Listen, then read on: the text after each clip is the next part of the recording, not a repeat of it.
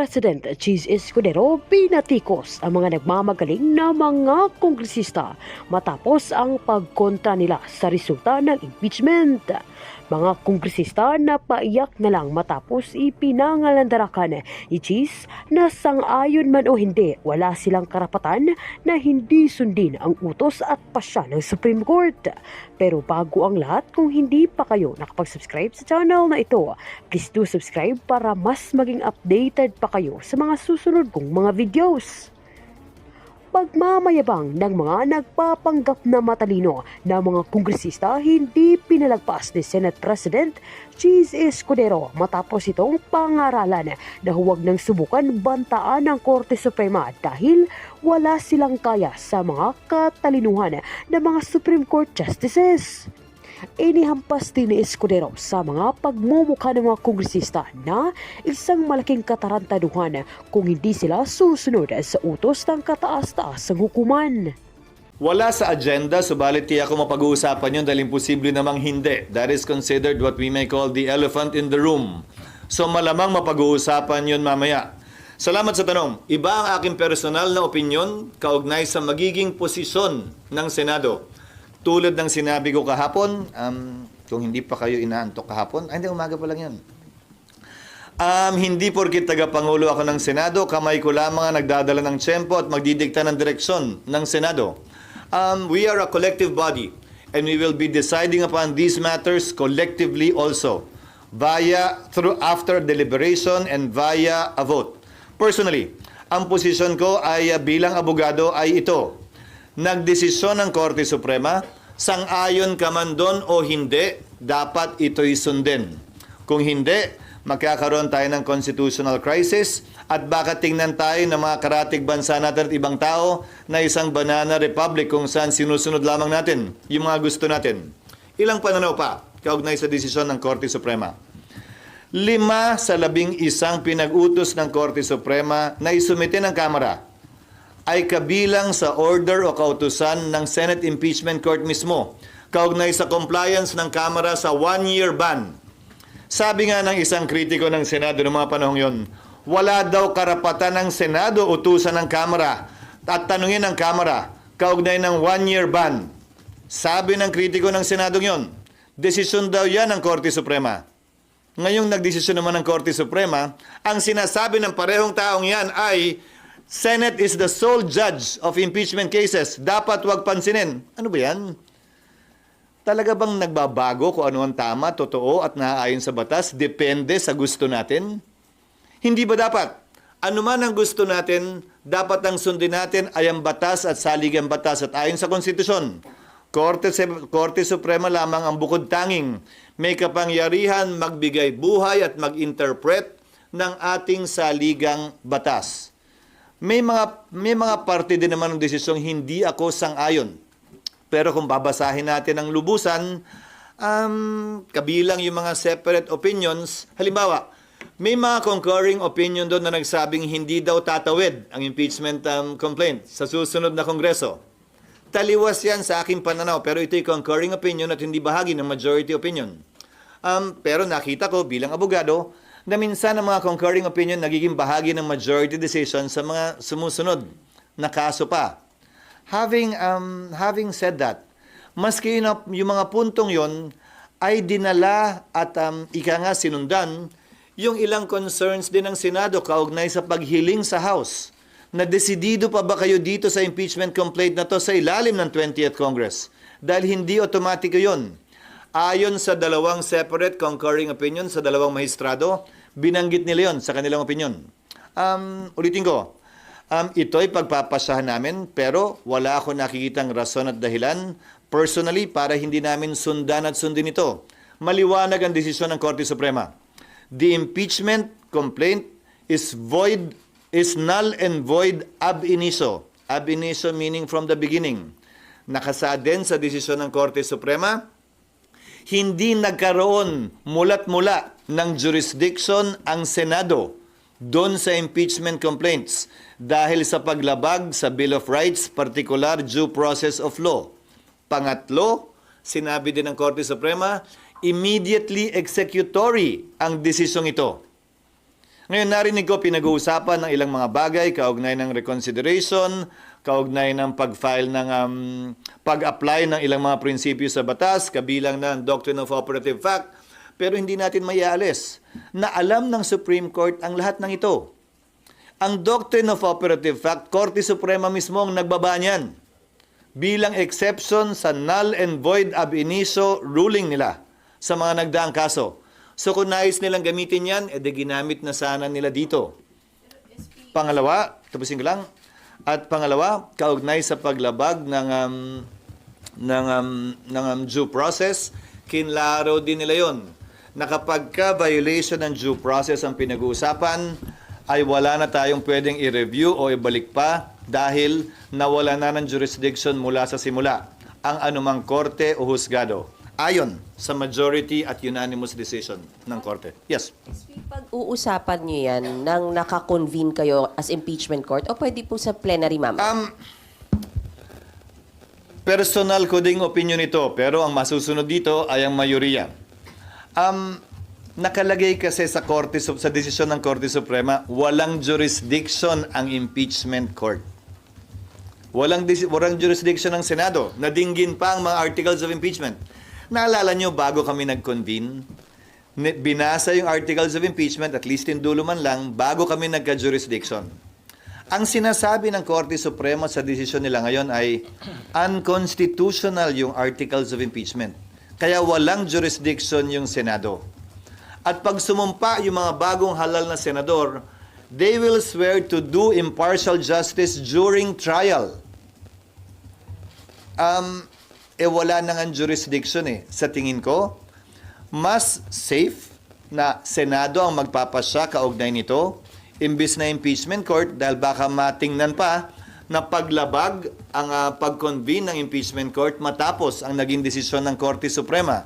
Ngayon, wala bang presidente o meron? Meron. Noong nagpasya ang Senado na i-dismiss yung impeachment laban kay dating Pangulong Estrada dahil sa EDSA 2, dineklara ng Senado, not as an impeachment court, as a Senate, dineklara ng Senadong functus officio na yung kaso, yung impeachment court, at dinismiss yung kaso. So, nung nagdaan, nagawa na rin yan ng Senado. Inaksyon na ng isang impeachment complaint bilang Senado at hindi bilang impeachment court. So regular session possible later? SP, scenario lang. Depende sa mapag-uusapan mamaya. Total naman, itong mga unang araw na ito, wala pa naman kaming panukalang batas na pwedeng talakayin dahil kailangan ma-first reading muna lahat ng mga panukalang batas na final. Dahil nga bagong kongreso ito, kailangan i-refile lahat ng mga bill na hindi napasa noong nagdaang kongreso. Just to be clear, isa na lang. Personal nyo, SP, is hindi na kailangan mag-convene after the decision of SC. Yes, and if the Senate will act on it, the Senate should act on it as a Senate in plenary. Pero sabi nyo, SP, nung previously, pwede namang hindi sundin ng Senado yung kautosan ng Supreme Court. Ang sinabi ko noong nakaraan, pinagpapasyahan pa rin. Pagpapasyahan din namin mamaya yan dahil iba-iba opinion ng senador. Hindi ko sinabing hindi pwedeng sundin. Ang sinabi ko, pagbobotohan lahat. Dahil noong mga nagdaang panahon, di ba nga, sinabi ko sa iyo, pinagbotohan ng Senado kung susundin ba o hindi yung TRO kaugnay sa foreign currency deposits ni dating Chief Justice Corona. Sa botong 1310, nagpasya ang Senadong sundin ito. Ganon din marahil ang makikita natin kaugnay nito. May magmomosyon, halimbawa lamang, na aksyonan na o anong gagawin o magtatanong anong gagawin ng Senado kaugnay ng Supreme Court decision, may sasagot at magsasabi at manghihiling ng motion. Pag walang nag-object, edi yun na yun. Pag may nag-object, edi pagbobotohan. Pero yung botohan nun, sir, kay CJ Corona as an impeachment court, hindi as legislative body. Yes, pero yung botohan din naman kay dating Pangulong Estrada as a legislative body, as a Senate. Dahil yon nagbotohan sila sa impeachment court dahil yung issue na bring up during trial na. Hindi naman tiniro yung buong proceedings.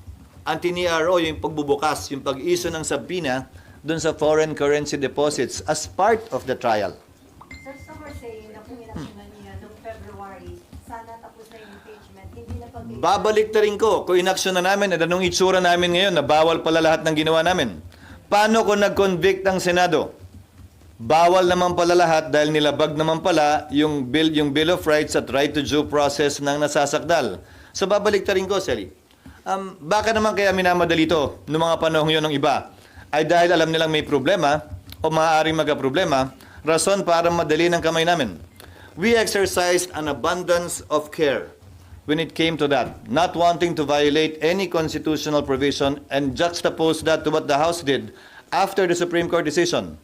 Without an abundance of care, they hurried things, and the result is what you have seen now, given the Supreme Court decision. Pero- Sa tingin ko, hindi pwedeng pulaan yung pagiging maingat ng Senado, lalo na sa nakita yung desisyon ng Korte Suprema kung saan yung pagmamadali ang pinulaan ng Korte Suprema at sinabi ang mali at nilabag ang karapatan sa due process ng nasasakdal.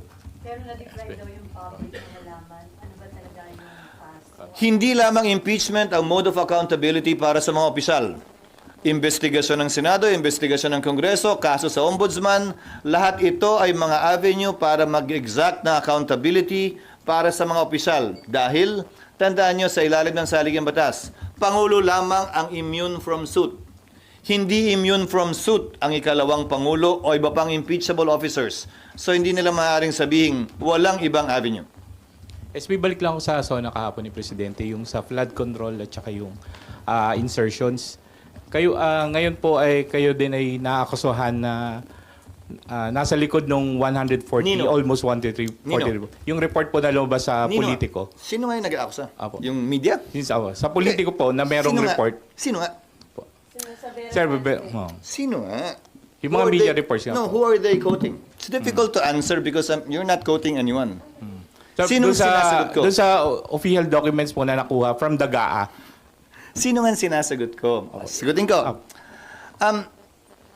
Sabi nila nung una, 9 billion daw yung sa Sorsogon, 12 billion daw yung sa Bulacan. Sunod sinabi 142 billion. Sunod binura nila yon, ginawang 150 billion. Alin ba talaga ang sasagutin ko ron? Pangalawa, nung una ang sinabi, ako lang. Sunod sinama si Senator Villanueva. Sunod buong Senado na raw yun. Bibigyan ko kayo ng kabuuang sagot. Ang kabuuang panukalang amendment kaugnay sa 2025 budget ay umaabot sa humigit kumulang 600 bilyon. Ang nilipat-lipat, tinanggal, dinagdag. So kung totoo man yung sinasabi nila na 150 billion ang binago ng Senado, nasaan yung 500 bilyon yung pagbabagong yon? Saan ang galing? At bakit nila pinagtutuunan ng pansin yung mas maliit, hindi yung mas malaki? Sunod, nabalita na sa akin yan. Nagagamitin laban sa akin yan kaugnay sa isang demolition job, kaugnay sa napipintong halalan ng Senate President. Pero sinasagot pa rin kita ngayon, bagaman tapos na ang halalang yon. Kung iimbestigahan yan, dapat imbestigahan lamang, nagsalita na Executive Secretary. Imbestigahan daw hindi lamang yung sa panahon ni Pangulong Marcos, pero yung mga nagdaang administrasyon din. Dahil kung ano man ang kapalpakan, kaugnay ng flood control, hindi lamang itong taong to, kung hindi mga nagdaang taon. Dahil kung titingnan nyo yung panukalang budget, mas malaki pa nga yung budget sa nagdaang taon sa flood control kesa sa kasalukuyang taon. Sir, pero just to seek clarification, did you or did you not introduce No. 150 billion? No, of course not. dun sa kahit po sa Sorsogon? Sa Sorsogon, nag-ano? Kung meron din po kayong mga 9 billion? changes. No. May changes sa Sorsogon, yes, pero hindi 9 billion. Now, again, is the NEP perfect? Hindi naman din siguro. Ang importante, transparency kaugnay sa mga pagbabagong yon. Ngayon, kung pipintasan nila, ulitin ko bagaman alam kong demolition job ito mula sa ilang sektor na nais questionin yung aking pananatili bilang Senate President bago kami magbotohan. At bagaman tapos na, para sa akin, hindi parang makalipas ang 27 taon. Ngayon lamang yata ako maakusa ng isang bagay na ganyan. Ang masakit, dinamay pa si Senator Joel na kung maalala nyo, ay nung pumasok siya sa Kongreso, ay ang party list niya ay SIBAC, Citizens Battle Against Corruption. At dahil lamang siya ang napili at napipisel kong majority leader nung mga unang araw nung nakarang linggo. So ulitin ko, bahagi yan, par for the course yan, tulad ng pag-warning sa akin na ilan sa mga kasamahan ko sa Senado na gagawin yan. Tinitingnan kong bahagi yan, ika nga, sa buhay ng isang politiko. Subalit, sasagutin ko yan na may buong tapang. At tulad nga ng unang tanong ni RG kanina, bakit ako ang unang pumalakpak? Dahil yung walang tinatago, walang kinakatakutan. Kahapon po sabi ni Sen Aimee, hindi daw po yun allegation kasi totoo daw po yun and that's the reason bakit hindi siya pumirma. Bakit hindi siya pumirma sa... Sa GAA. Yung BICAM ng GAA. Na hindi sila pumirma sa GAA, siguro hindi ba patunay yun na naging transparent yung budget na yun? Kasi nga alam nila yung mga nagdaan, ganun din ba o hindi? May pagbabago ba yung nagdaang GAA, kaugnay sa GAA ng 2025? Ang kaibahan, naging mas transparent, nalaman ng lahat at nakita ng lahat. Hindi ba positibo at tama lamang naman yon? Kumpara sa sasabihin mo na hindi yan nangyari noong nagdaang panahon. Kaya nga pinapaimbestigahan ng Pangulo, hindi lamang ang administrasyon niya, pero ang nagdaang administrasyon din.